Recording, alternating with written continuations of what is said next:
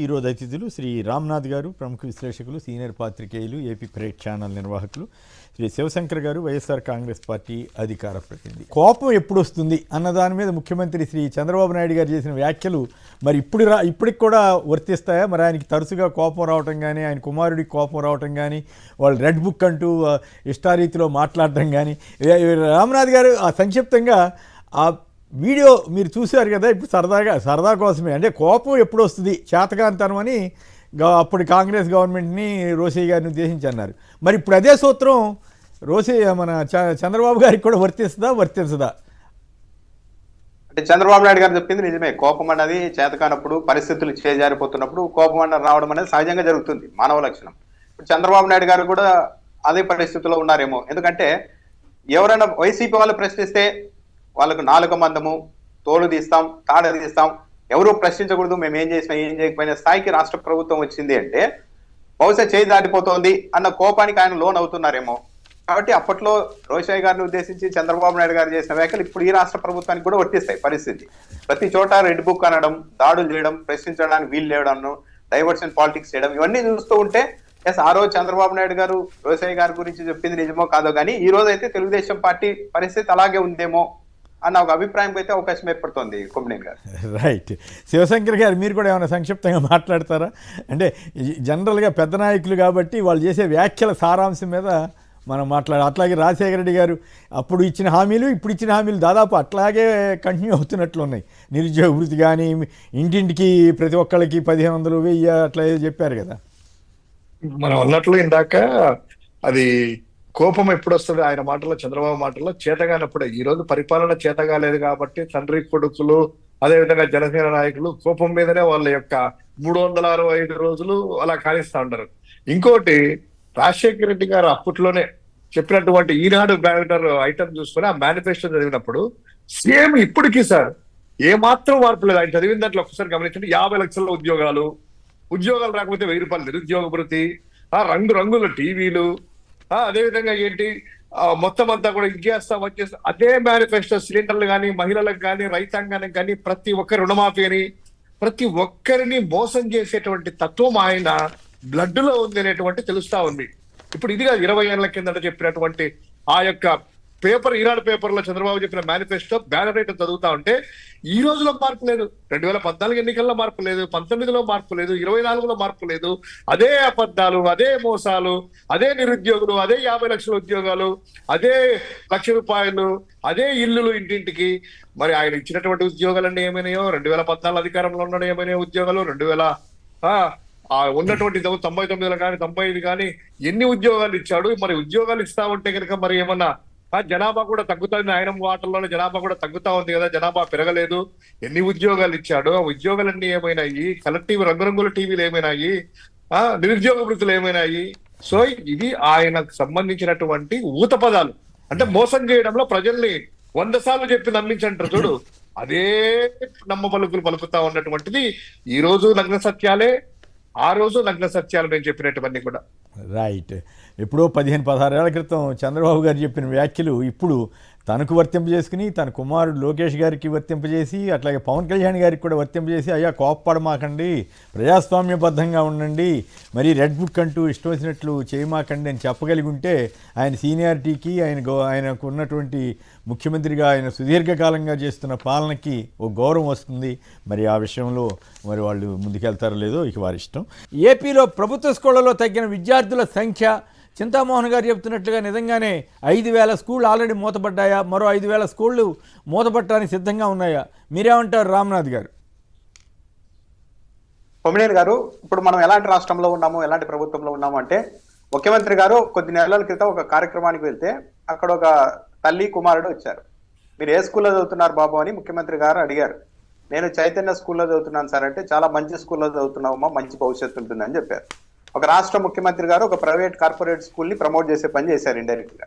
ఎందుకు ప్రభుత్వ స్కూల్లో చదవడం లేదు, ప్రభుత్వ స్కూల్కి రండి బాగుంటుందని చెప్పాలి కానీ చైతన్య అంటే చాలా మంచి స్కూల్ అని చెప్పారు.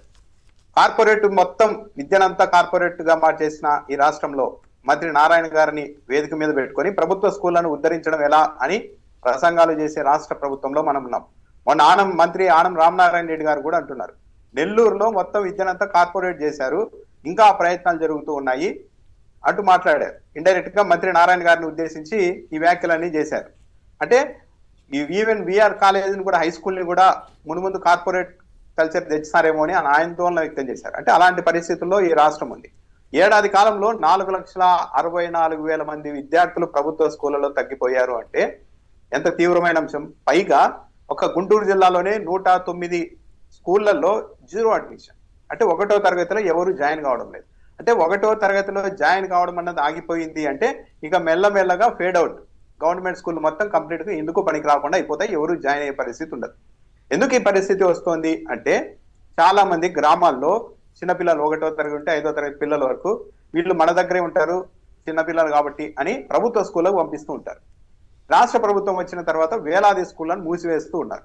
మూసివేయడం అన్నది ఎప్పుడు మొదలైందో 5-6 కిలోమీటర్లు 10 కిలోమీటర్ల దూరం ఉన్న స్కూళ్ళకు పోవాల్సిన పరిస్థితి ఏర్పడిపోయినప్పుడు గవర్నమెంట్ స్కూళ్ళకి అయితే ఎలాంటి బస్సులు గిస్సులు ఏముండవు. వీళ్ళు కింద మీద పడి పిల్లలే వెళ్లాల్సి ఉంటుంది. ఆ ఇబ్బందితో చాలా మంది తల్లిదండ్రులు ఇక ప్రైవేట్ స్కూల్లో పంపిస్తున్నారు. ప్రైవేట్ స్కూల్ అయితే ఒక బస్సు ఇవన్నీ రవాణా అంతా ఉంటుంది కాబట్టి ఇబ్బంది ఉండదని అక్కడికి పంపిస్తున్నారు. మరి కొంతమంది హాస్టళ్లలో జాయిన్ చేసేస్తున్నారు. ఎలాగో మన ఊరిలో చదువుకునే పరిస్థితి లేదు కాబట్టి ఇంకా పక్క ఊరికి పంపించాల్సింది కాబట్టి గవర్నమెంట్ స్కూళ్ళలో అయితే ఎలాంటి ట్రాన్స్పోర్ట్ ఉండదు, వీళ్ళు జర్నీలో ఎవరు బాధ్యత వహించారు, పిల్లలకి ఇబ్బంది వస్తుందని చెప్పి బస్సులు ఉన్న ప్రైవేట్ స్కూల్లో పంపిస్తున్నారు. ఇంకా లేదు అంటే హాస్టళ్లలో వేసేస్తూ ఉన్నారు. దీనివల్ల మొత్తం ఇబ్బంది వస్తుంది. కానీ రాష్ట్ర ప్రభుత్వం ఎక్కడా కూడా ఇలాంటి అంశాలు కాకుండా పూర్తిగా ప్రభుత్వ స్కూళ్లను మెల్లమెల్లగా దెబ్బతీసి ప్రభుత్వ స్కూళ్లను నడపడం, విద్య అన్నది అసలు ప్రభుత్వ బాధ్యత కాదు అన్న ఒక వర్షాన్ని ప్రజల్లోనికి మెల్లమెల్లగా తీసుకెళ్లే ప్రయత్నం చేస్తూ ఉన్నారు. ఇప్పుడు గోరుముద్ద పథకానికి సంబంధించి జగన్మోహన్ రెడ్డి హయాంలో చాలా అద్భుతంగా స్పందన వచ్చింది. కానీ ఈ రోజు పరిస్థితి ఎలా ఉంది? ఎవరు లేదు. హోంమంత్రి గారు పరిశీలనకు వెళ్తూ ఉన్నారంటే మొత్తం హై అలర్ట్ లో ఉంటారు మొత్తం స్కూళ్ళలో అక్కడంతా. కానీ హోంమంత్రి గారు వెళ్ళిన చోటే ఆమె తింటున్న భోజనంలోనే సరే అది బొద్దింక కాదు అని అంటున్నారు, వెంట్రుక అంటున్నారు. ఏదైనా కావచ్చు, ఆ రోజు అయితే ఏదో ఒకటి అడ్డం పడింది కదా. దానికి తోడు హోంమంత్రి గారే స్వయంగా చెప్పారు, మేమేమో జీవోలు ఇస్తూ ఉన్నాము సన్నబియ్యంతో పిల్లలకు అన్నం పెట్టాలని, మీరు మాత్రం అది చేయడం లేదు, ఒకరిద్దరు అధికారులను లేపేస్తే తప్పించి పరిస్థితి దారికి రాదని చెప్తున్నారు. అంటే ఇప్పటికీ కూడా ఈ సన్నబియ్యం కానీ గోరుముద్ద లాంటి పథకాలు కానీ ఎక్కడా సరిగా ఇంప్లిమెంట్ కాలేదు అన్నది మన హోంమంత్రి గారి పరిశీలనలోనే స్పష్టంగా తెలిపింది. ఏడాదిలో 4,64,000 మంది విద్యార్థులు వెళ్ళిపోవడం, ఒకే జిల్లాలో 109 స్కూళ్లలో 0 అడ్మిషన్, అంటే 1వ తరగతి ఎవరు జాయిన్ కావడం లేదు అంటే ప్రభుత్వ విద్య ఎంత సంక్షోభం వైపు వెళ్తోంది అన్నది ఇక్కడ చాలా క్లియర్ గా అర్థమవుతుంది. నారా లోకేష్ గారే ఈ శాఖకు మంత్రిగా ఉన్నారు. నేను చాలా ప్రతిష్టాత్మకంగా కావాలని తీసుకున్నానని చెప్తున్నారు. కానీ ఎందుకు ఫలితాలు కనిపించడం లేదు? నాడు నేడు ఆగిపోయింది. ఎక్కడ కూడా అంటే ఓవరాల్ గా ఈ గవర్నమెంట్ వచ్చిన తర్వాత జగన్మోహన్ రెడ్డి గారి హయాంలో ప్రభుత్వ స్కూళ్లకు 20-30 ఏళ్ల క్రితం ఉన్న వైభవం వస్తోంది అన్న ఒక అభిప్రాయం నుంచి ఎప్పుడైతే కూటమి ప్రభుత్వం వచ్చిందో ఓకే ప్రభుత్వం అన్నది ప్రభుత్వ స్కూళ్ళ మీద ఎక్కువ ఫోకస్ ఉండదు అని తల్లిదండ్రుల్లో పిల్లల్లో ఒక నమ్మకం కోల్పోయే పరిస్థితి వచ్చింది. 4,64,000 మంది తగ్గిపోయారంటే దీని ప్రభుత్వం సమాధానం చెప్పాలి. ఏ కారణాల వల్ల? లేదు జగన్మోహన్ రెడ్డి హయాంలో నిర్ణయాల వల్ల ఇది జరిగిందని చెప్తే మాత్రం ఇక కాదు. ఎందుకంటే ఏడాది దాటిపోయింది. రైట్. అయితే గత ఏడాది తల్లికి వందనం పూర్తిగా అసలు ఇవ్వలేదు, ఈ ఏడాది కొంత ఇచ్చారు. అయితే కొందరికి అందలేదని సరే అటువంటి సమస్యలు ఎప్పుడు ఉంటాయి అనుకోండి. మరి అప్పుడేమో లోకేష్ గారు 1,000 రూపాయలు మెయింటెనెన్స్కి ఇస్తేనే కట్ చేశారని కోప్పడ్డారు. ఇప్పుడు ఆయన 2,000 కట్ చేశారు. సో ఈ ఎఫెక్ట్ కూడా ఏమన్నా అంటే అఫ్కోర్స్ అన్ని ప్రైవేట్ పాఠశాలలు కూడా ఇచ్చి ఉండొచ్చు, కొంతమందికి అందినా అందకపోయినా. సో మరి ఒక ఏడాది ఎగ్గొట్టడాన్ని ఎట్లా చూడాలి? కొమ్మినేని గారు ఓన్లీ తల్లికి వందనం అమ్మ ఒడి వల్లే స్కూళ్ళకు పంపిస్తారు పిల్లలని కూడా కాదు. కానీ జగన్మోహన్ రెడ్డి గారి హయాంలో ఒకవైపు అమ్మ ఒడి ఇస్తూ అట్ ది సేమ్ టైం స్కూళ్ళని బాగు చేయడం, ఆధునీకరించడం, ఈ గోరుముద్ద లాంటి పథకాలు తీసుకురావడం, మంచి భోజనం పెట్టడం, మంచి మంచి సంస్కరణలతో విద్యను అందించడం, ఇలాంటివన్నీ చేయడం వల్ల ఒక నమ్మకం ఏర్పడింది. కానీ ఈ రోజు ఆ పరిస్థితి మీద నమ్మకం పోయింది. ప్రభుత్వ స్కూళ్ళ మీద ఈ ప్రభుత్వం వచ్చిన తర్వాత ఎక్కడో తల్లిదండ్రుల్లో నమ్మకంగా తగ్గిపోయింది. కాబట్టి తల్లికి వందనం ఇచ్చినా ఇంకేం చేసినా కూడా స్కూళ్ళ మీద ఈ విద్యా వ్యవస్థ మీద ప్రజల్లో నమ్మకం కలిగించకపోతే ఇది ఇంకా చాలా దారుణమైన పరిస్థితులకు వెళ్ళిపోయే అవకాశం ఉంది. అసలు 4,64,000 మంది విద్యార్థులు ఎందుకు తగ్గిపోయారో ప్రభుత్వం చెప్పాలి. అందుకు పైగా ఎక్కువ మంది టీసీలు తీసుకొని వెళ్ళిపోతున్నారని చెప్తున్నారు. ఇంకో ఇంట్రెస్టింగ్ విషయం ఏంటంటే మొన్న ఈ మధ్య ట్రాన్స్ఫర్ లాట్లో 1200 మంది టీచర్లు మిగిలారన్నారు. మరో 16,000 టీచర్లకి పోస్టులు భర్తీ చేస్తున్నాం అన్నారు. అది ఇంకా అది ఏ దశకు వచ్చిందో నాకైతే అవగాహన లేదు, కానీ అంటే పరీక్షలు జరిగినట్లున్నాయి, కానీ మరి అవి ఎప్పుడు అవుతాయో తెలియదు. సో ఇవన్నీ కూడా కొంచెం కన్ఫ్యూజన్గా ఉంది. గౌరవ మంత్రి గారేమో మిగతా ఈ శాఖ కంటే కూడా మిగతా శాఖల మీద లేకపోతే ఈ రెడ్ బుక్ గోల్ మీద ఎక్కువగా ఉంటున్నారనే విమర్శలు కూడా వస్తున్నాయి కదా. ప్రజల్లో విద్యా వ్యవస్థలో ఏం జరుగుతుంది అన్నది జగన్ గారి హయాంలో చాలా క్లారిటీ ఉండేది. ఓకే, ఈ నిర్ణయం తీసుకుంటున్నారు, దీనివల్ల ఇది జరుగుతుందని. ఈ కూటమి ప్రభుత్వం వచ్చిన తర్వాత ప్రజలకు అర్థం కావడం లేదు అసలు ఏం జరుగుతుంది అనేది. మొత్తం గందరగోళంలోనే ఉంది. విద్యార్థులు గందరగోళంలో ఉన్నారు, తల్లిదండ్రులు ఈవెన్ టీచర్లు కూడా అంత గందరగోళమైన పరిస్థితుల్లో ఉన్నారు. అది ఎక్కడ ఎన్ని చెప్పినా కూడా చంద్రబాబు నాయుడు గారి ఐడియాలజీ అన్నది దేన్ని కూడా ప్రభుత్వం నెత్తినేసుకోకూడదు, దాన్ని మెల్లగా ప్రైవేట్ వైపు అప్పగిస్తేనే అది బాగుంటుంది అని నమ్మిన వ్యక్తి ఆయన. కాబట్టి గవర్నమెంట్ స్కూల్ ఇంతకు మించి డెవలప్ చేస్తారా ఆయన అనడానికి కూడా లేదు అవకాశం. రైట్. శివశంకర్ గారు చెప్పండి, మీ ప్రభుత్వ స్కూళ్ళకు సంబంధించి వస్తున్న వార్తల మీద మీ స్పందన ఏమిటి? చింతామోహన్ గారు అయితే ఏకంగా 5,000 స్కూళ్ళు మూతపడ్డాయి అంటున్నారు.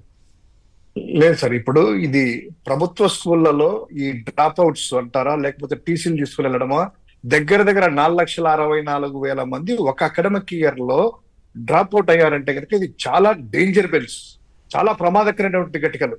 ఎందుకంటే దీనికి సంబంధించింది గతంలో చూసాం, చింతామోహన్ గారు చెప్పినట్టు 2014-19లో కూడా ఆ యొక్క ఇప్పుడు నారాయణ సంస్థలు నడిపేటువంటి నారాయణ గారేమో వేరే మంత్రి ఉంటే, ఆయన వియ్యంకుల గంటా గారేమో విద్యాశాఖ ఆయన చేతిలో ఉండే.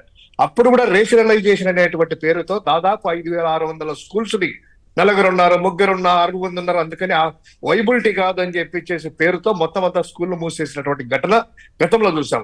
తర్వాత 2019 అధికారంలోకి వచ్చిన తర్వాత జగన్ గారు ఈ యొక్క ప్రభుత్వ పాఠశాలల యొక్క రూపురేఖలు మార్చాలి, అక్కడ అడ్మిషన్స్ పెంచాలి, నాణ్యమైనటువంటి విద్యను అందించాలనే ఉద్దేశంతో ఇంగ్లీష్ మీడియం మొట్టమొదటిసారిగా ఇంగ్లీష్ మీడియం కూడా ప్రవేశపెట్టడము, తర్వాత సిబిఎస్ఈ సిలబస్ అనేటువంటిది అక్కడ పెట్టడము, తర్వాత గోరుముద్ద ద్వారా మెనూ ఇచ్చి చిక్కీతో సహా, అంటే ఏదైతే పౌష్టికాహారం అవసరమో పిల్లలకి, వారి యొక్క మెదడుకు కావచ్చు, వాళ్ళ యొక్క శరీరానికి కావచ్చు, ఏది అవసరమో అనేటువంటి మెనూ ఇచ్చేసి పెట్టడము.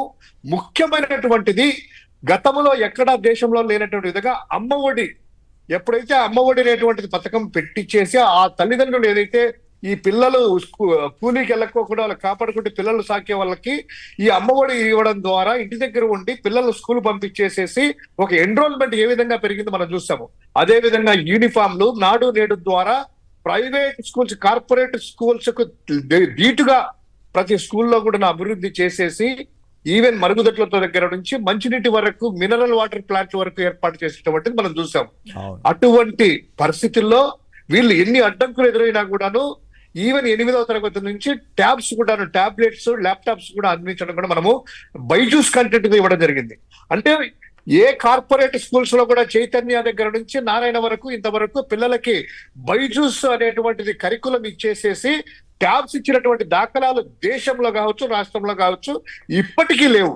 సో అదొక అంశము. ఇక్కడ రెండవ అంశం ఏంటంటే, ఎప్పుడైతే జగన్ గారు దిగిపోయి ఈ కూటమి పాలనలో వచ్చిన తర్వాత వీళ్ళు చేస్తున్నటువంటి చర్యలు ఏ విధంగా అయినటువంటిగా, యూనిఫామ్ ను మార్చేద్దాం, కలర్ మార్చేస్తే జగన్ గారి పేరు పోతుందని యూనిఫామ్లు కలర్లు మార్చడమో, బ్యాగుల మీద బొమ్మలు మార్చడమో, అంతే తప్ప చిత్తశుద్ధిగా ఆ స్కూల్స్ నాడు నేడు ఏదైతే 2వ ఫేజ్ పూర్తి అయ్యాయి కదా, ఇంకా 3వ ఫేజ్ వెళ్ళేసి మిగతా స్కూల్స్ పూర్తి చేస్తాము.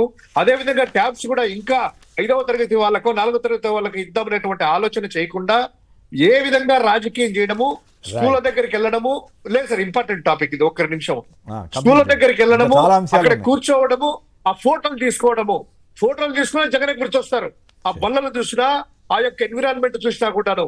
సో ఈ రోజు ప్రైవేట్ వాళ్ళనందరినీ కూడా మంత్రివర్గంలో పెట్టుకోవడం వల్ల, వాళ్ళ స్కూల్ ఎంకరేజ్ చేయకపోవడానికి, 1 సంవత్సరం అమ్మఒడి ఎగరగొట్టడం వల్ల, ఇంగ్లీష్ మీడియం తీసేయడం వల్ల ఆ పిల్లలు స్కూళ్ళకి వెళ్తే ఇంగ్లీష్ రాదు, అదే విధంగా డబ్బులు కూడా రావట్లేదనే ఉద్దేశంతో ఎక్కడైనా ఒకటే కదా అని ఈ ప్రైవేట్ స్కూల్స్ కి ఇంగ్లీష్ మీడియం ఉంచుతుంది, ప్రైవేట్ స్కూల్స్ పంపిస్తున్నారు. అదే ఇంగ్లీష్ మీడియం అక్కడ పెట్టి ప్రభుత్వం అమ్మఒడి కార్యక్రమం ఇచ్చి ఉంటే, వాళ్ళు చెప్పినటువంటి అన్కండిషనల్ గా 20 లక్షల మందికి అమ్మఒడి ఇచ్చి ఉంటే ఈ రోజు ఈ యొక్క డ్రాప్ అవుట్ దగ్గర కాదు. ఒక కేస్ స్టడీ కూడా ఉదాహరణ చెప్తున్నాం సార్, ప్రజలకు అందుకు అర్థమయ్యే విధంగా. వైఎస్ఆర్ కడప జిల్లా ఉంది, అక్కడ పోరుమామిల్ అనేటువంటి మండల కేంద్రంలో ఓ ప్రభుత్వ పాఠశాలలో 17 మంది ఉంటే కనుక గత సంవత్సరము ఈ రోజు 8 మందికి వెళ్ళారు. అదే విధంగా కాకినాడ జిల్లా రౌతాలపూడి అనేటువంటి గ్రామంలో ఆ మండల కేంద్రంలో 80 మంది విద్యార్థులు ఉంటే ఇప్పుడు ఎంతమంది ఉన్నారంటే కనుక వాళ్ళందరికీ కూడాను 43కి పడిపోయారు, అంటే 50% పడిపోయారు. అదే విధంగా ఇంకో గ్రామంలో అదే మండల కేంద్రంలో 60 మంది ఉంటే 33 మందికి పడిపోయారు. అంటే సగానికి సగం వరకు విద్యార్థులు డ్రాప్ అవుట్ అయ్యి కొంతమంది తల్లులు కూలికి పనులకు వెళ్ళడము, వాళ్ళకి చదివే పూర్తిగా మానేయడము. ఇక్కడ ఇంగ్లీష్ మీడియం లేదు కాబట్టి ప్రైవేట్ స్కూల్స్ లో నారాయణ వాళ్ళకి ఆదాయం వచ్చే విధంగా ఇది ఎంకరేజ్మెంట్ తీసుకుంటారు తప్ప ఈ యొక్క ప్రభుత్వ స్కూళ్ళ మీద ఫోకస్ పెట్టకపోతే భవిష్యత్ అనేటువంటిది అంధకారంలోకి వెళ్తది. పేదవాడు స్కూల్ అమ్మఒడి యొక్క ఎంకరేజ్మెంట్ తో ఇంగ్లీష్ మీడియం ఉంది, స్కూల్స్ బాగున్నాయి అనేటువంటి ఉద్దేశంతో ప్రభుత్వ పాఠశాలలో చేర్పిస్తున్నారే తప్ప ఈ రోజు అటువంటి చర్యలు తీసుకోకపోతే, ప్రోత్సహించకపోతే వాళ్ళ యొక్క పేదోడి బిడ్డలు అంధకారంలోకి వెళ్తారు. రైట్. గతంలో నేను కూడా సందర్భాలు చూసినప్పుడు పులివెందులు కానీ నెల్లూరులో కానీ కొన్ని ప్రభుత్వ పాఠశాలలో నో వేకెన్సీ బోర్డులు పెట్టిన పరిస్థితి. ఇప్పుడు మరి ఆ పరిస్థితి ఉందో లేదో తెలియదు. అలాగే 5 స్టార్ హోటల్లో ఏవైతే వాడతారో టాయిలెట్లలో అటువంటి టాయిలెట్స్ని కూడా వాడటం నాకు ఆశ్చర్యం అనిపించింది. చాలా గొప్ప విషయమే, కానీ దురదృష్టవశాత్తు పరిణామాలు మారిపోయాయి కాబట్టి ఇప్పుడు మనం అవి ఎట్లా ఉన్నాయో నాకు తెలియదు. రైట్. ఆదిశేష్ గారు ఒంగోలు నుంచి. ఆదిశేష్ గారు నమస్కారం, మాట్లాడండి. రైట్. ఇక మన రామ్నాథ్ గారు ఇది ఒక ఇంట్రెస్టింగ్ విషయం. ఈ మన ఆరామస్థాన్ చేసిన వ్యాఖ్యలు మీరు కూడా గమనించి ఉంటారు. ఈ ఫామ్ 20 పూర్తి చేయకపోవడం కానీ ఇట్లా ఇవన్నీ కూడా ఈ అనుమానాలు కంటిన్యూ అవుతూనే ఉన్నట్లు అనిపిస్తోందా ఎన్నికల ఫలితాలు గారు? ఇప్పుడు చాలా నియోజకవర్గాల్లో ఓటింగ్ పోలైన ఓట్లు ఆ తర్వాత రిజల్ట్ తర్వాత ప్రకటించడం ఇదంతా చూస్తే నిజంగానే ఏదో సంథింగ్ జరిగింది అన్నదైతే ప్రతి ఒక్కరిలోనూ ఈ అభిప్రాయం ఉంది. అయితే దీన్ని కౌంటర్ చేయడం ఎలా అన్న దాని మీద ప్రతిపక్షాలు ఆలోచించుకోవాలి. ఇది దేశంలో కాంగ్రెస్ పార్టీ కీ రోల్ పోషించాలి దీని మీద. ఈ ఈవీఎంలకు సంబంధించి వాళ్ళు కూడా ఎలక్షన్ టైంలో అనుమానాలు వ్యక్తం చేస్తున్నారు, తర్వాత సైలెంట్గా ఉంటున్నారు. ఇది ఈవీఎంల మీద పోరాటం అనేది ఎలాంటిదంటే రాజు మీద కత్తెత్తడం లాంటిది. ఈవీఎంలు ఓట్ల శాతం పెరుగుదల సాయంత్రం నుంచి మరి కౌంటింగ్ వచ్చేసరికి అర్ధరాత్రి కాడికి కౌంటింగ్ శాతం 12.54% పెరగటం కూడా అది మొత్తం పరిణామం మీద ఏంటంటే రాజు మీద కత్తెత్తడం లాంటిది. ఒకసారి దీని మీద పోరాటం చేయాలని నిర్ణయించుకున్న తర్వాత అటు ఇటు తేలే వరకు ఫైట్ చేయాలి. అలా కాకుండా కేవలం అనుమానాలు వ్యక్తం చేసి ఎక్కడన్నా ఒకటి 2 చోట్ల వినతి పత్రాలు దరఖాస్తులు ఇచ్చి మాట్లాడి సైలెంట్గా ఉండడం వల్ల దీనివల్ల ప్రతిపక్షాలకు ఇంకా డ్యామేజ్ జరిగే అవకాశం ఉంటుంది. ఎలా అంటే ఇప్పుడు ఈవీఎంలు ఈ ఓట్ల శాతంలో తేడాల కారణంగానే ఒక పార్టీ ఓడిపోయింది అన్న అభిప్రాయం ఏర్పడినప్పుడు ఆ రాజకీయ పార్టీ పదే ఆ అభిప్రాయంతో నిలబడుతూ ఉన్నప్పుడు రేపు ప్రొద్దున మళ్ళీ బీజేపీకి అనుకూలం ఉన్న పార్టీలు వాళ్ళకే ఇలా జరుగుతుందేమో, ఏముంది ఈవీఎంలు ఇలా ఈసీని మేనేజ్ చేసుకొని ఇలా పోలింగ్ పర్సెంటేజ్ మార్చేసుకొని రిగ్ చేసుకున్నప్పుడు ఇక మనం ఎంత కష్టపడినా ఏంటి ఉపయోగం అన్న అభిప్రాయం ప్రతిపక్షాల క్యాడర్లో ఎక్కువైందనుకోండి, ప్రతిపక్షాలు ఇంకా ఇబ్బంది పడతాయి, మరీ దెబ్బతినే అవకాశం ఉంటుంది. ఎలాగో బీజేపీ వాళ్ళ చేతుల్లో ఉంటుంది కాబట్టి వ్యవస్థ మొత్తం వాళ్ళే చేసుకుంటారు కదా అని అనుకుంటే ప్రతిపక్షాలకు సంబంధించిన నాయకులు కావచ్చు, కార్యకర్తలు కావచ్చు, శ్రేణులు కావచ్చు ధీటుగా ఫైట్ చేయడానికి, కాన్ఫిడెన్స్ గా ఫైట్ చేయడానికి ముందుకు రాకపోవచ్చు. 4 డబ్బులు ఖర్చు పెట్టే వాళ్ళు కూడా ఏమో ఈవీఎంలు అంటున్నారు, మొత్తం ఈసీ వాళ్ళ చేతిలో ఉందంటున్నారు, మేనేజ్ చేసి రిగ్ చేసుకుంటున్నారు అన్న ఒపీనియన్ బలపడితే ప్రతిపక్షాల మీద దోస్తారు. లేదు, అది అంటే నేను చెప్తున్నది ఏంటంటే కొమ్మినేని గారు, కాంగ్రెస్ ఎవరెవరైతే ఈ బాధితులుగా మిగిలాం ఈ ఎలక్షన్లలో ఈ ప్రాసెస్ వల్ల అని ఉన్నారో వాళ్ళతో పూర్తి స్థాయిలో ఫైట్ చేయాలి, వెళ్ళాలి. ఇంతకు మించిన పోరాటం ఏం లేదు, ఇంతకు మించిన ఇంకా పోరాటం ఏం లేదు. పబ్లిక్ ఇష్యూస్ ఇవన్నీ కాదు. అంటే ఒక ప్రజాస్వామ్యాన్ని, ఒక ఎన్నికల వ్యవస్థని ఇక మనం ఇది చేసేసిన తర్వాత, నాశనం చేసేసిన తర్వాత ఇంకా ఇక్కడ ఎవరు మాట్లాడడానికి ఇక్కడ ప్రజాస్వామ్యం అనేది ఏమీ లేదు. కాబట్టి ఫస్ట్ దాన్ని నిలబెట్టడానికి కాంగ్రెస్ పార్టీతో సహా అన్ని పార్టీలు ఏకమై దీని మీద తేల్చాల్సిన అవసరం అయితే ఉంది. ఈసీ కావచ్చు, అధికార పార్టీ కావచ్చు, కావాలని కామ్గా ఉంటున్నారా?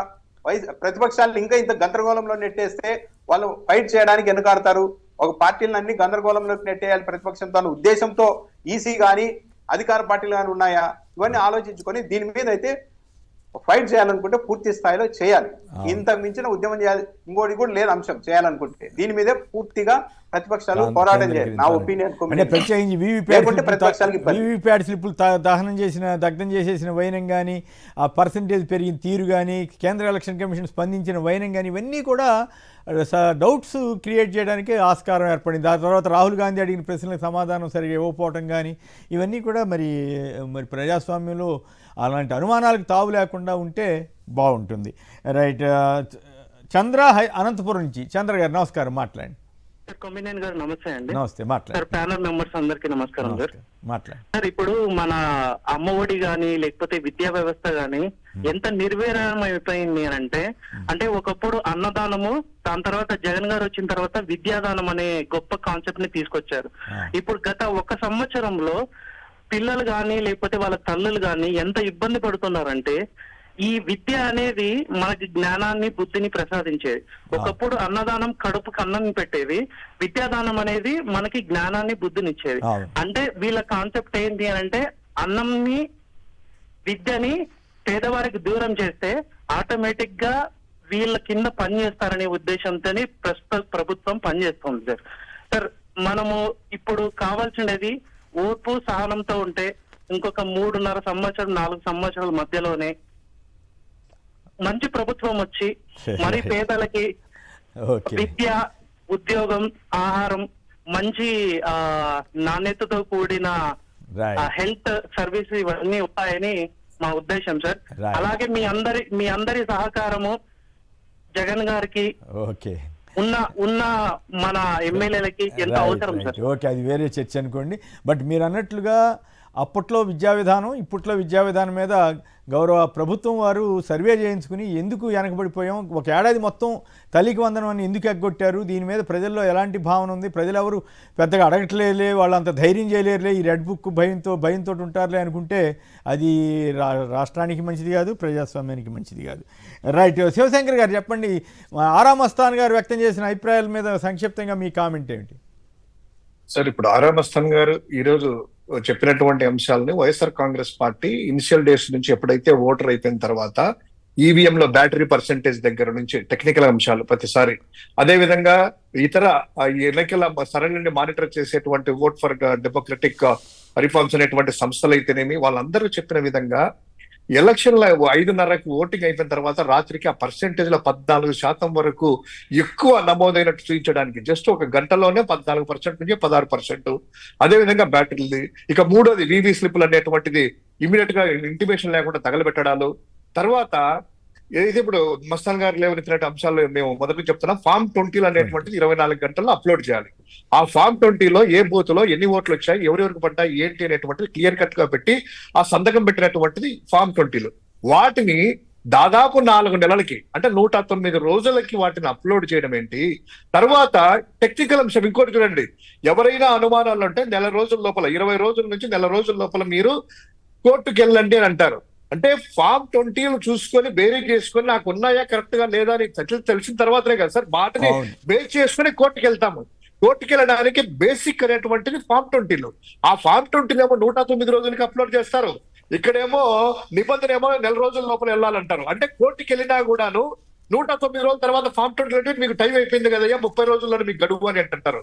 అంటే ఇది నిష్పాక్షపాతికంగా లేదు, ఇది పూర్తిగా ఈ ఈవీఎం లో అనేటువంటిది ట్యాంపరింగ్ అవకాశాలు ఉన్నటువంటి ఎలన్ మస్క్ దగ్గర నుంచి అమెరికా శాస్త్రజ్ఞులు మన వాళ్ళు కూడాను ఖచ్చితంగా చెప్తున్నటువంటి సందర్భము. దాని గురించి వైఎస్ఆర్ కాంగ్రెస్ పార్టీ కూడాను పూర్తిగా బ్యాలెట్ పద్ధతిలో వెళ్ళాలనేటువంటిది. ఇంకోటి మస్తాన్ గారు 2 అంశాలు లేవనెత్తారో మేము కూడా చెప్తానే ఉన్నాము.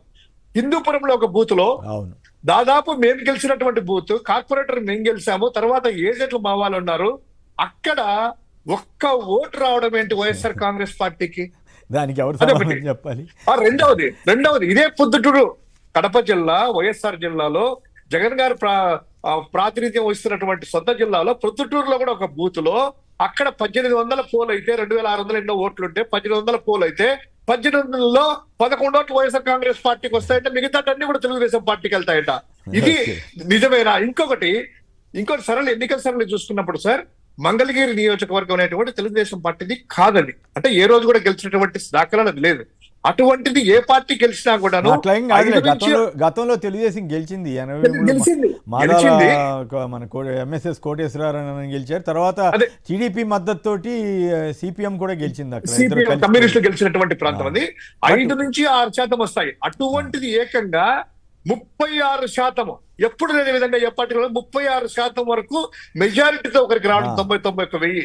అంటే ఇవన్నీ కూడా ఖచ్చితంగా ఈవీఎంల ద్వారానే టెక్నికల్ గా ఆసరా తీసుకుని దాన్ని మేనేజ్ చేయడం వల్ల వచ్చినాయి అనేటువంటిది వైఎస్ఆర్ కాంగ్రెస్ పార్టీ బలంగా నమ్ముతుంది. దాని గురించి మొన్న కూడా మా టెక్నికల్ టీము, అదేవిధంగా floor leaders, parliament floor leaders కూడా ఎన్నికల కమిషన్ కి పూర్తిగా మాకు సంబంధించినటువంటి టెక్నికల్ ప్రజెంటేషన్ కూడా ఇచ్చేసి ఇది అనేటువంటిది ఎక్స్ప్లెయిన్ చేయడం జరిగింది. వారి యొక్క ఆన్సర్ కూడా నేను ఎదురు చూస్తా ఉన్నాం ఏమొస్తుంది ఏంటి అనేటువంటిది.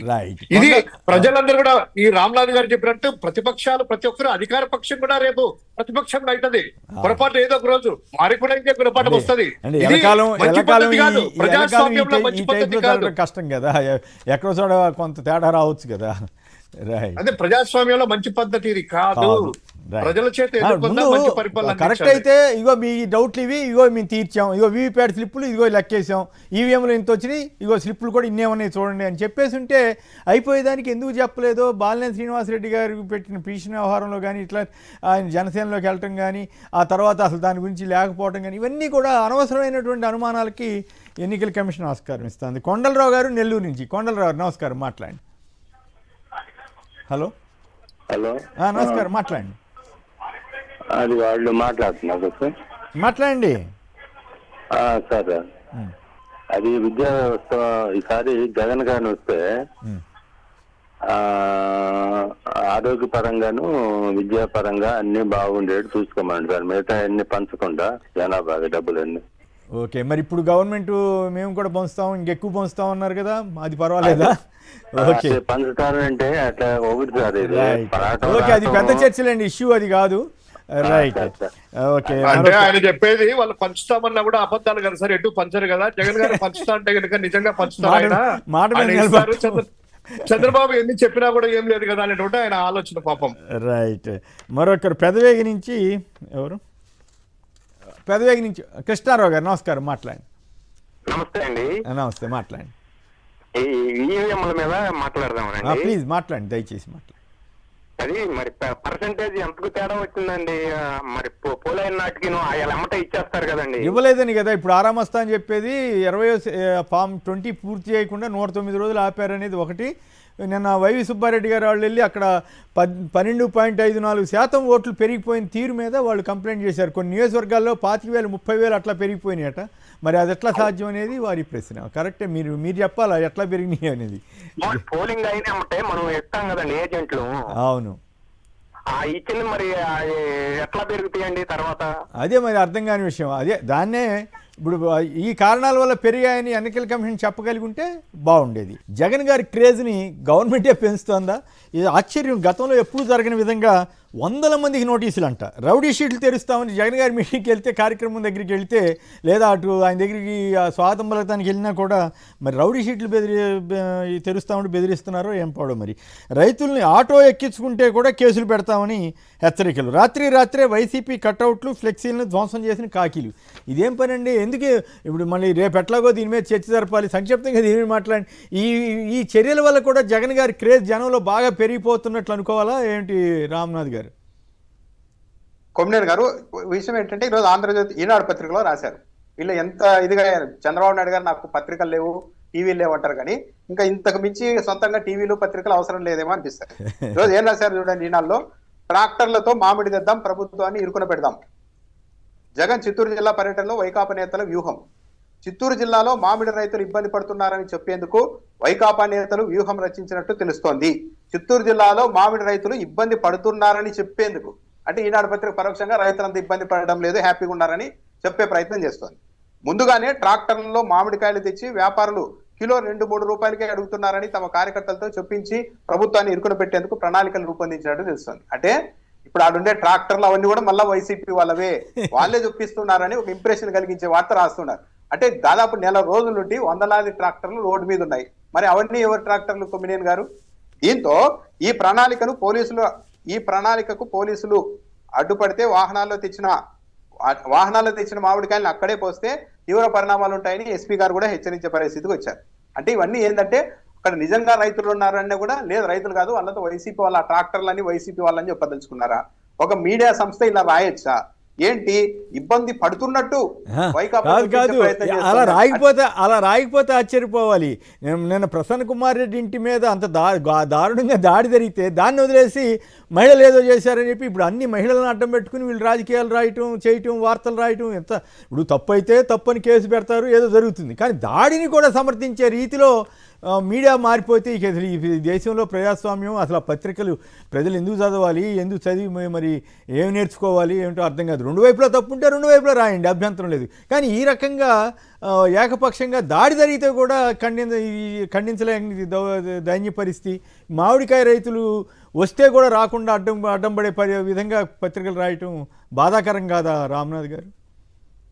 కొమ్మినేని గారు, ప్రసన్న కుమార్ రెడ్డి గారి విషయంలో చూస్తే ఆమె గతాన్ని గురించి ప్రసన్న కుమార్ రెడ్డి కొన్ని వ్యాఖ్యలు చేశారు, అవి అభ్యంతరకరం అని చెప్తున్నారు. ఆమె ఆ గౌరవాన్ని కాపాడాలన్న ఉద్దేశం తెలుగుదేశం పార్టీ నాయకులకు ఉంటే నారా లోకేష్ గారు ప్రసన్న కుమార్ రెడ్డి గారు చేసిన వ్యాఖ్యలకు సంబంధించిన వీడియోని మళ్ళీ డైరెక్ట్ గా తన ట్విట్టర్ అకౌంట్ లో పోస్ట్ చేశారు. తెలుగుదేశం పార్టీ అధికారిక ట్విట్టర్ ఖాతాలో ప్రసన్న కుమార్ రెడ్డి గారి వ్యాఖ్యలు పోస్ట్ చేశారు. అంటే నిజంగా ఆమె గౌరవాన్ని కాపాడాలి అనుకుంటే ఖండించడం వరకు ఓకే, కానీ ఈమె గతం ఇలాంటిదంట చూడండి అని చెప్పి మళ్ళీ వీళ్ళే వాడుకోవటానికి, అంటే అమరావతి ఎపిసోడ్ లో చేసినట్టు. ఇది పద్ధతి అంటే ఒక మహిళ గౌరవం కాదు మనకి, ఆ అంశం ఆధారంగా రాజకీయ ప్రయోజనాలు ముఖ్యం, వైఎస్ఆర్ కాంగ్రెస్ పార్టీని అక్కడ అమరావతిలో ఈనాడు లేదా మిగతా పేపర్లు పార్టీలు ఎక్కువ అవమానించినట్లుగా వ్యవహరిస్తున్నాయి. ఇక్కడ కూడా అంతే, దాడిగా దీనిగా చూడాలి కదా. ఇంటి మీద దాడి జరిగితే అంత పబ్లిక్ గా అన్ని ఉన్నా కూడా ఇంకా ఇప్పటికీ కేసు నమోదు చేయలేదు. ఇప్పుడు తిరిగి మళ్ళా ప్రసన్న కుమార్ రెడ్డి గారి మీద తొలుత కేసు నమోదు చేసేలా ఉన్నారు మరి పరిస్థితి. ఈరోజు నిన్న మన అచ్చెన్నాయుడు గారు కూడా కేంద్ర వ్యవసాయ శాఖ మంత్రి గారిని కలిశారు ఈ మామిడి దాని గురించి.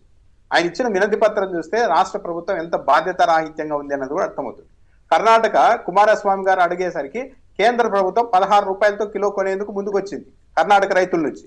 కానీ మన మంత్రి గారు అక్కడికి వెళ్ళి ఇచ్చిన దాంట్లో ఏం చెప్పారు, మేము మొత్తం 12 రూపాయల మద్దతు ధరగా నిర్ణయించాము, 8 రూపాయలు ఫ్యాక్టరీ వాళ్ళు ఇస్తున్నారు, వ్యాపారులు ఇస్తారు, 4 రూపాయలు మేము ఇస్తున్నాము అనేసి అందరూ ఏమనుకున్నారు, సరే మేము 12 రూపాయలు మొత్తం ఇస్తున్నాం కాబట్టి మీరు కూడా ఇంకో 5 రూపాయలు 10 రూపాయలు ఇవ్వండి అని కేంద్ర ప్రభుత్వాన్ని కేంద్ర మంత్రిని అడుగుతారని అంతా అనుకున్నారు.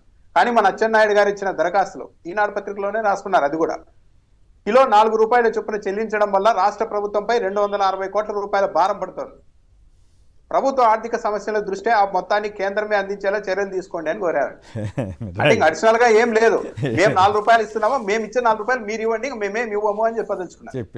అదే ఒక కేంద్ర ప్రభుత్వం దగ్గరికి అదొక యాంగిల్ అండి. ఇప్పుడు ఓవరాల్ గా జగన్ గారి క్రేజ్ వీళ్ళే పెంచుతున్నారా, ఇంకా ఎక్కువ మామూలుగానే విపరీతంగా వస్తున్నారు. ఇటువంటి చర్యల వల్ల ఇంకా క్రేజ్ పెరగదా, రైతులు రావద్దు, ఆటోలు ఎక్కొద్దు, ఇట్లాంటి అసలు పోలీసులకి ఇదేం పని నాకేం అర్థం కాలేదు. కొమ్మినేని గారు, సాధారణంగా ఒక మాస్ సైకాలజీ ఏంటి అంటే కార్యకర్తలు కావచ్చు, ఇట్లా ఏదైనా పర్యటనలు ఉన్నప్పుడు ఉత్సాహంగా వెళ్ళాలి అనుకునే వ్యక్తులకు సంబంధించిన సైకాలజీ ఏంటి అంటే అక్కడ ఏదో ఇంకా ఆంక్షలు ఉన్నాయి, ఏదో జరుగుతోంది అంటే ఇంకా ఎక్కువ మంది వెళ్తారు, ఇంకా చూసొద్దాం పదండి అని వెళ్ళే వాళ్ళే ఉంటారు ఉత్సాహంగా. అక్కడ పోతే కేసులు పెడతారంట, అది పెడతారంటే భయపడి ఎవరు ఉండరు. చూస్తుండండి జగన్మోహన్ రెడ్డి గారి పర్యటనకి ఈ రోజు ఇంకా ఊహించిన దానికంటే ఎక్కువ స్పందనే ఉంటుంది. అంటే ఎట్లా కూడా భయపెట్టి జనం రాకుండా చేయాలని వాళ్ళ తాపత్రయం అనుకోవాలి.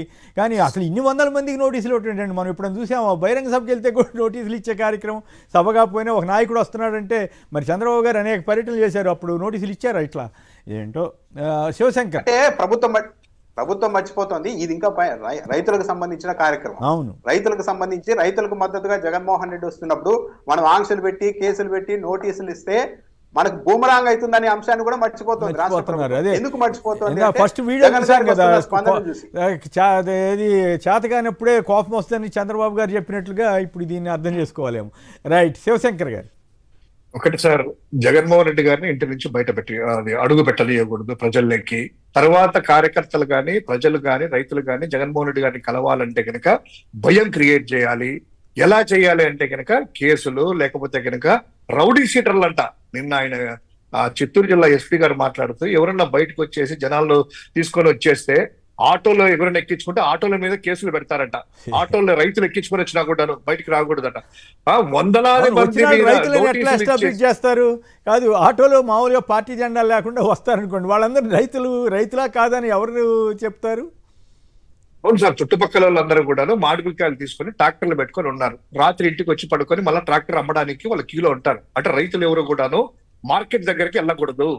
ఈ రోజు జగన్మోహన్ రెడ్డి గారు వస్తున్నారు కాబట్టి రైతులు కూడా రావద్దు, జనాలు రావద్దు, ఎవరు రాకూడదు అనేటువంటిది. ఇప్పుడు ఆ విజువల్ చూస్తున్నాం. ఇక్కడ తమిళనాడు బార్డర్ కూడా దాటి 10 కిలోమీటర్ల దూరంలో వాహనాలన్నీ ఆగిపోన్నాయి. ఎప్పటి నుంచి ఇది? దగ్గర 3-4 రోజులు పడుతుంది ఆ యొక్క వాళ్ళ టన్ను రావాలంటే కనుక అక్కడికి ర్యాంప్ దగ్గరికి వెళ్ళాలంటే. సో వీళ్ళందరూ కూడా ట్రాక్టర్ డ్రైవరు, రైతులు అక్కడే పడుకోవడమో లేకపోతే ఇంటికి వెళ్ళి రావడమో ఇదంతా జరుగుతా ఉంది. వీళ్ళెవరు కూడాను ఈ రోజు అక్కడికి వస్తే కనుక కేసులు పెడతామంట. అది కాకుండా ఈ యొక్క బంగారుపాలెం దగ్గర జంబూపాలెం అనేటువంటి విలేజ్ ఉంది.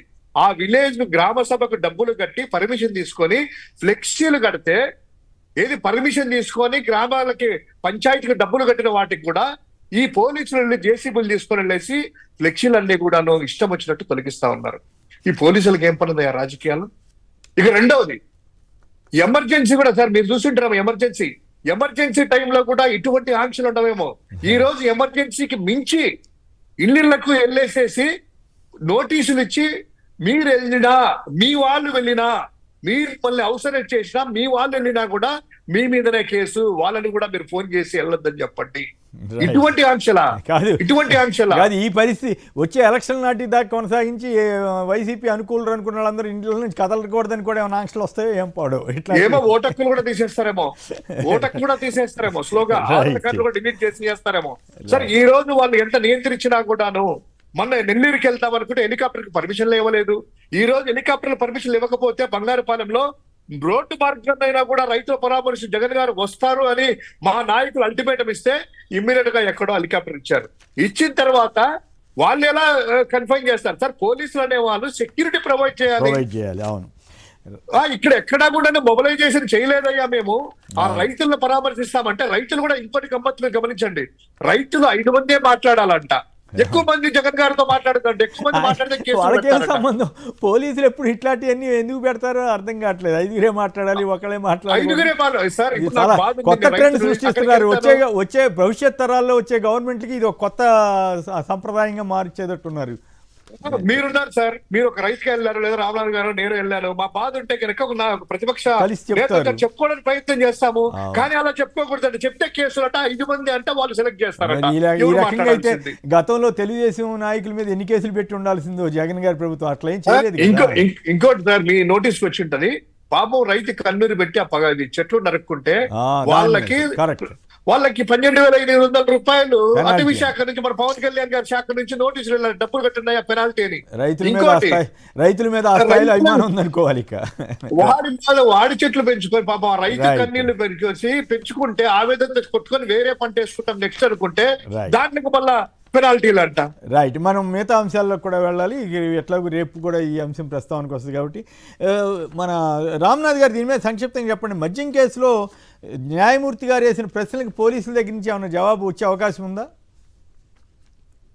84 రోజులు అయింది ఛార్జ్ షీట్ ఎందుకు వెళ్ళలేదని న్యాయమూర్తి గారు ఈరోజు ప్రశ్నించారు నిన్న. కానీ ఈ కేసు 84 రోజులు కాదు, గత ఏడాది సెప్టెంబర్ నుండి నడుస్తుంది. కొమ్మినేని గారు A1 అరెస్ట్ చేసినప్పుడు ఆ రోజు కోర్టు అడిగింది, సరే ఇంత సెప్టెంబర్ నుండి దర్యాప్తు చేస్తున్నారు కదా, మీరు ఎంత డబ్బు సీజ్ చేశారు, ఏమేమి ఆధారాలు సేకరించారు అన్నప్పుడు మా దగ్గర ఇప్పటివరకు ఏమీ ఆధారాలు లేవని ఆ రోజు చెప్పారు. కొద్ది రోజుల క్రితం ఒక పత్రికలో, తెలుగుదేశం పార్టీకి అనుకూలమని పేరున్న పత్రికలోనే ఒక కథనం రాశారు బ్యానర్ ఐటంగా. దాన్ని బట్టి దీంట్లో ఏమీ లేదని కూడా అర్థమవుతుంది. ఏం రాశారు అంటే, ఈ దర్యాప్తు చేస్తున్న సిట్ అధికారులంతా తీవ్ర ఒత్తిడికి గురవుతూ ఉన్నారు, నిందితులు సహకరించడం లేదంట దర్యాప్తుకి, నిందితులు సహకరించడం లేదు కాబట్టి ఇక కోర్టులో ఒక పిటిషన్ వేసి నార్కో అనాలిసిస్ పరీక్షలు చేయాలి అని భావిస్తూ ఉన్నారు అని రాశారు. అంటే నార్కో అనాలిసిస్ పరీక్షలు చేసి వాళ్ళని మత్తులో పెట్టి వాళ్ళతో ఏదో చెప్పించే వరకు ఇంకేమి చేయలేము అంటే దాదాపు డెడ్ ఎండ్కి వచ్చేసాము, ఈ కేసులో ఏమీ తెలియదని. ఈ పరీక్షలకి సుప్రీంకోర్టు అనుమతించదు. సుప్రీంకోర్టు ఇదివరకే గైడ్ లైన్స్ ఇచ్చింది, ఇష్టానుసారం ఈ పరీక్షలు చేయడానికి లేదు, నిందితుడు ఒప్పుకుంటే చేయాలి, పైగా దాన్ని మనం సాక్ష్యంగా తీసుకోలేమని కూడా చెప్పింది. ఒక్క నిమిషం. ఓకే. పరిస్థితుల్లో ఈ కేసు ఎలా నిలబడుతుంది? నిలబడు. ఇప్పుడు ఎందుకు 84 రోజులు అంటున్నారు కదా, ఇది అసలు ట్రయల్ కి నిలబడే కేసు కాదు.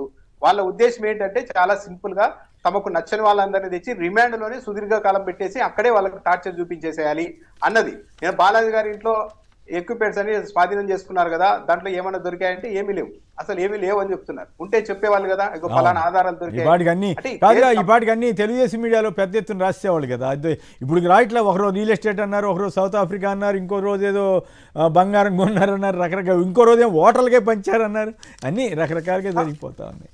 పత్రికల్లో ఇంత రాస్తూ ఉన్నప్పుడు 84 రోజులైంది A1 అరెస్ట్ అయ్యి సెప్టెంబర్ నుండి దర్యాప్తు జరుగుతున్నప్పుడు నిజంగా ఈ పత్రికల్లో వచ్చినవన్నీ నిజాలైతే కోర్టు ముందు పెట్టేవాళ్ళు కదా సిట్ అధికారులు, ఇదిగో మేమంతా ఇదంతా చేశామని. అంటే ఏమీ లేదు, పత్రికల్లో కేసు నడుపుతూ ఉన్నారు కొమ్మినేని గారు. రైట్, సంక్షిప్తంగా మీరు కూడా మాట్లాడండి శివశంకర్ గారు. ఒకటి సార్, ఇది కుంభకోణమే లేదు. కుంభకోణం లేదు కానీ ఒక వ్యక్తిని టార్గెట్ చేసుకొని, జగన్మోహన్ రెడ్డి గారిని టార్గెట్ చేసుకొని కింద వాళ్ళంతా కూడా చేసినటువంటి ఈ ఇన్వెస్టిగేషన్ అధికారి జడ్జి గారు క్లియర్ కట్ గా ప్రతిసారి ఇలా రిమాండ్ ప్రవేశపెట్టిన అడిగినప్పుడల్లా ప్రతిసారి జడ్జి గారు అడిగేటువంటి మాట, ఏదైనా ఆధారాలు ఉన్నాయా అంటే కనుక ఉన్నాయి సార్, ఏది అంటే సీల్డ్ కవర్లు ఇచ్చాం సార్, లేదా ఫోరెన్సిక్ పంపించాం సార్, అవి వస్తాయి సార్. ఇంతకు మించి వాళ్ళ దగ్గర నుంచి సమాధానము పీపీ నుంచి కానీ ఇన్వెస్టిగేషన్ అధికారి నుంచి రాలేదు. నిన్న కూడాను ఆయన జేసీబీ కోర్టు జడ్జి గారు అడిగినటువంటి ప్రశ్నలకు ఎక్కడుందయ్యా ఇది అంటే ఏదో ఇచ్చారట. అవి ఎప్పుడవి సిట్టు అధికారులు బ్యూరేజెస్ కార్పొరేషన్ లో స్వాధీనం చేసుకున్నటువంటి మొదటి అవే ఇచ్చారట. కానీ బాలాజీ గోవిందప్పయ్య గారి గురించి ఏందయ్యా అంటే నీళ్ళు నమ్ముతున్నారట అధికారి. ఏందయ్యా ఇది అధికారులు ఏం లేవు అంటే, లేదు సార్ ఇంకోటి అంటే. ఇది క్లియర్ కట్ గా కేవలము కొంతమందిని టార్గెట్ చేసుకోవడము, జనాలలో ఏదో జరిగిపోయింది అని చెప్పడము, ప్రతిపక్ష పార్టీ మీద, ప్రతిపక్ష నాయకుడి మీద కక్ష సాధింపులో చర్యలే భాగంగా వాళ్ళు పెట్టగాని, ఇప్పుడైనా కూడా 24 రోజులైంది వాళ్ళకి ఆ యొక్క ఛార్జ్ షీట్ వేస్తే దాంట్లో క్లియర్ తెలుస్తుంది. ఇంతవరకు వెయ్యలేదు. కొత్త వాళ్ళని పట్టుకురావడము, మీరు అన్నట్టు బంగారం అని ఒకసారి అంటారు, ఆఫ్రికాలో బిజినెస్ అంటారు, లేకపోతే ఇక్కడ ల్యాండ్లు అంటారు, బెంగళూరులో ల్యాండ్లు అంటారు, అబ్బో ఇదంటారు. ఇది ఏమీ లేదు సార్, కుంభకోణమే లేదు. దానికి సంబంధించి ఏముంటది, కొండందవి ఎలుకలు పట్టడమే లాస్ట్ అవుతుంది. రైట్, ఫైనల్ గా రామ్నాథ్ గారు చెప్పండి, ట్రెజరీ తనఖా దానికి సంబంధించి పయ్యావులు కేశవ్ గారు మాట్లాడింది, వైసీపీ వాళ్ళు ఫిర్యాదులు చేస్తున్నారంటాం, ఇంకోవైపు ఏమో చంద్రబాబు గారు రాయలసీమకి బ్లూ ప్రింట్ తన మదిలో ఉందని చెప్పటం, వీటి మీద మీ కామెంట్ ఏమిటి? అంటే రాయలసీమకు ఒక బ్లూ ప్రింట్ మాత్రమే పుస్తకాల్లో ఇస్తాను, దాన్ని దగ్గరగా పెట్టుకోండి అని చెప్తున్నారు చంద్రబాబు నాయుడు గారు ఇండైరెక్ట్ గా. ఈ బ్లూ ప్రింట్ రాయలసీమ గురించి ఈరోజు కొత్తగా కాదు కొమ్మినేని గారు, అమరావతి మీద ప్రకటన చేసినప్పుడు అసెంబ్లీ వేదికగానే జిల్లాకు 10 ప్రాజెక్టులు అంటూ చదివి వినిపించారు. అనంతపురం జిల్లాకి ఇన్ని, కడపకి ఇన్ని, చిత్తూరు జిల్లాకి. మరి ఏమయ్యాయి? ఏమీ లేవు. అంటే కేవలం రాయలసీమ ప్రజల్ని, అటు ఉత్తరాంధ్ర ప్రజల్ని ఒక మభ్యపెట్టే ప్రయత్నంలో భాగంగా మీకు బ్లూ ప్రింట్ ఇస్తా, మిమ్మల్ని అక్కడికి తీసుకెళ్తా, ఇక్కడికి తీసుకెళ్తా అని చెప్తుంటారు. కానీ అంతకు మించి ఏం లేదు. మా పయ్యావుల కేశవ్ గారు నిన్న ఎట్టకేలకు స్పందించారు ఈ 9,000 కోట్ల రూపాయల మీద. కానీ స్పందించారు, కానీ ఆయన చాలా సెలెక్టివ్ గా ఎంతవరకు స్పందించాలో అంతవరకే స్పందించారు.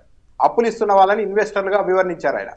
ఇన్వెస్టర్లు, అప్పులు ఇచ్చే వాళ్ళు కూడా ఇప్పటి నుండి ఇన్వెస్టర్లు అని అనాలి మనం. ఇన్వెస్టర్లు చంద్రబాబు నాయుడు గారు పరపతి చూసి మాత్రం వాస్తవం, కొత్త డైలాగులు కనిపెట్టడంలో తెలియజేసిన తర్వాతేనండి ఎవరైనా సరే. అంటే అప్పులు ఇచ్చే వాళ్ళు అంటే బాగోదు కాబట్టి ఇన్వెస్టర్లు అనేసారు, బాగుంది. ఇప్పుడు చంద్రబాబు నాయుడు గారు పరపతి చూసి 200 మెయిల్స్ పెట్టినా, వైసీపీ వాళ్ళంతా ఫిర్యాదు చేసినా కూడా వీళ్ళు బాండ్లు కొనేకి వచ్చారు, ఓవర్ సబ్స్క్రైబ్ అయింది అని చెప్తున్నారు. ఇక్కడ చంద్రబాబు నాయుడు గారి పరపతి అనే మాట ఎందుకు వస్తుంది? చంద్రబాబు నాయుడు గారి పరపతి ఉంటే అప్పులు ఇచ్చేవాళ్ళు ఎస్ చంద్రబాబు నాయుడు గారు ఉన్నారండి, ఇంకా మాకు ఏం అవసరం లేదు, తనఖా అవసరం లేదు, తాకత్తు అవసరం లేదు, మేము ఇచ్చేస్తామని ముందుకు రావాలి. కానీ ఇక్కడ ఏం జరిగారు? 9,000 కోట్ల రూపాయల కోసం 191,000 కోట్ల రూపాయలు విలువైన గనుల్ని తాకట్టు పెట్టారు. సరే, అప్పిచ్చేవాడికి ఏదో ఒకటి పెట్టాలి కాబట్టి తాకట్టు పెట్టామంటే అక్కడి వరకు ఓకే. కానీ ఏం చేశారు? ప్రతి ఇన్స్టాల్మెంట్ను 6 నెలల ముందే అకౌంట్లో మీకు డిపాజిట్ చేస్తామని చెప్పారు. అంటే 6 నెలల ముందే రెడీగా పెట్టింటాం, మీరు తీసుకోండి అన్నారు. లేదు, మీరు 6 నెలల్లోపు అలా డబ్బులు ఇస్తారో లేదో మాకేం గ్యారంటీ అన్నప్పుడు ఏకంగా ఏం చేశారు? తీసుకెళ్లి ఆర్బీఐ దగ్గర ఉన్న రాష్ట్ర ప్రభుత్వానికి సంబంధించిన కన్సాలిడేటెడ్ అకౌంట్ మీద అజమాయిషీ ఇచ్చేశారు. అంటే రాష్ట్ర ప్రభుత్వానికి సంబంధించి ఆర్బీఐ దగ్గర శాశ్వతంగా ఒక అకౌంట్ ఉంటుంది.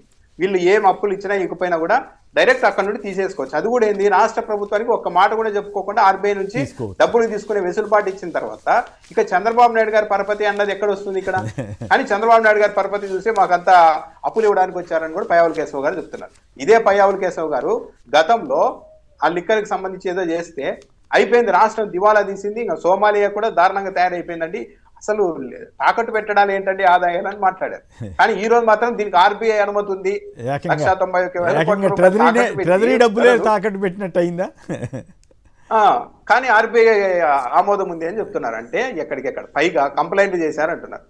పురంధేశ్వరి గారు కేంద్ర ఆర్థిక మంత్రి వస్తే అవును. డైరెక్ట్ ఒక పచ్చి అబద్ధం 15 లక్షల కోట్ల రూపాయలు అప్పు చేశారని 14 చెప్పారు. లక్షలు ఏది కేంద్ర ఆర్థిక మంత్రి గారికి చెప్పారు, వీళ్ళు ఫిర్యాదు చెప్పారు. చేశారు. అప్పుడు ఏం దీని మీద కంప్లైంట్ కింద చర్యలు- రావు. అది కంప్లైంట్ కిందకి రాదు. ఇప్పుడు పైగా ఇలా సీక్రెట్ గా చేస్తున్నారు, హైకోర్టులో కేసు ఉంది.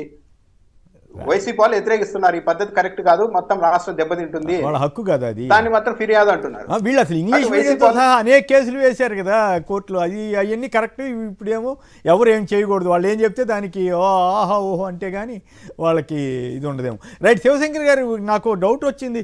నిన్న ఏదో జిల్లా ఈ ఆర్టీసీ బస్సులకు సంబంధించి స్కీమ్ మీద చంద్రబాబు గారు మాట్లాడారా లేదా? వాళ్ళ పేపర్లో అయితే రాలేదు. నిజంగానే మొత్తం రాష్ట్రం అంతటా ఇస్తారా, లేకపోతే కేవలం జిల్లాకే ఇచ్చే అవకాశం ఉందా? మీకేమనిపించింది? అది మీకే దగ్గర ఏమైనా సమాచారం ఉందా?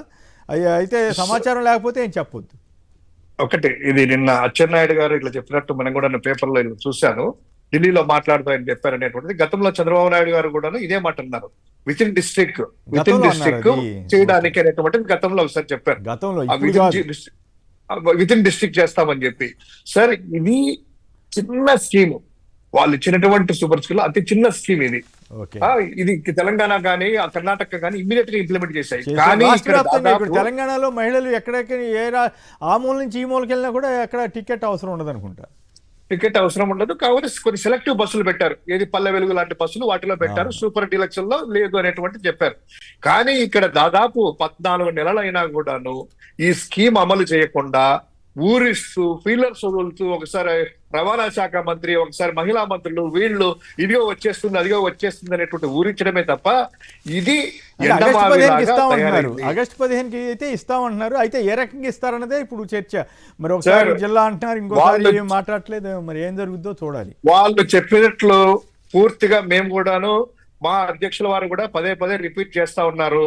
ఇక్కడ కడప ప్రజలందరూ కూడాను అమరావతి చూడడానికి, లేకపోతే విశాఖ ప్రజలంతా కూడాను ఇక్కడ రావడానికి మొత్తం అంతా ఎదురు చూస్తున్నారు. తిరుపతికి రావడానికి ఉత్తరాంధ్ర నుంచి, శ్రీకాకుళం నుంచి తిరుపతి వెంకన్న స్వామి ప్రధానంగా దర్శించుకోవాలి. తిరుపతికి అయితే ఎక్కువ డిమాండ్ ఉంటుంది కదా అన్ని చోట్ల నుంచి. ఖచ్చితంగా శ్రీకాకుళం నుంచి రావాల్సిందే కదా సార్. అవును. అదే విధంగా ఈయన కట్టేటువంటి ఈ యొక్క అమరావతి రాజధాని చూడడానికి కూడాను ప్రజలందరూ కూడా ఉన్నారు, ఏదో తిరుగుతా ఉంది అనేటువంటిది.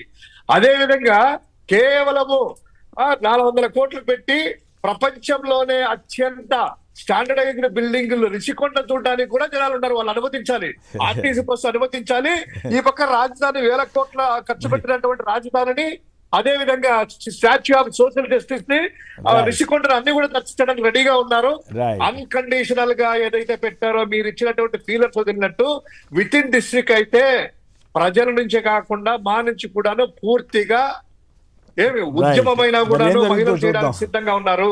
గౌరవ సీఎం గారు ఏ రకమైన ఫైనల్ డెసిషన్ తీసుకుంటారు దానికి సంబంధించి ఆల్రెడీ ఎంత నష్టం వస్తుంది ఎంత నష్టం వస్తుందని తెలుగుదేశం మీడియా ప్రచారం చేసింది.